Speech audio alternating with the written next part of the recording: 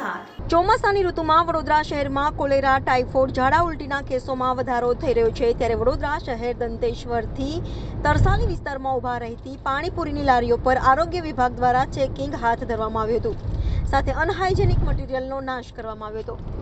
વડોદરા શહેરમાં પાણીજન્ય રોગોથી typhoid, cholera કેસોમાં વધારો થઈ રહ્યો છે ત્યારે વડોદરાનું આરોગ્ય વિભાગ દ્વારા અનેક વિસ્તારોમાં પાણીપુરીની લાઈનો પર ચેકિંગ હાથ ધરવામાં આવ્યું હતું અને અનહાઇજેનિક મટીરીયલનો નાશ કરીને 10 દિવસ લારી બંધ રાખવાનો હુકમ કરવામાં આવ્યો હતો। ત્યારે દંતેશ્વરથી તરસાલી રોડ ઉપર ઊભી રહેતી પાણીપુરીની લારીઓ પર આરોગ્ય વિભાગ દ્વારા ચેકિંગ હાથ ધરવામાં આવ્યું હતું, જેમાં સડેલા બટાકા, ચણા અને પાણીપુરીની પૂરીઓ અને પાણીપુરીમાં અપાતું પાણી 200 લીટરનો નાશ કરવામાં આવ્યો હતો।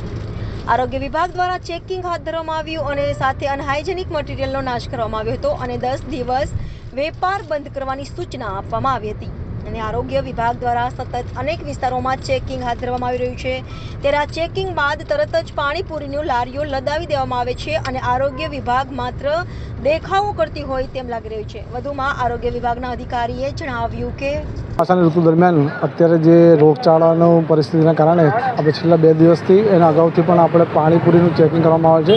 પાણીપુરીમાં ખાસ કરીને જે પાણી વપરાય છે તેની પરિસ્થિતિ બરાબર ના હોવાના કારણે તેમજ જે અંદર જે બટાકા અને બધા ખરાબ વાપરવાના કારણે હમણાં આપણે પાણીપુરી તમામ વિસ્તારો ચેકિંગ બંધ કરાવેલ છે।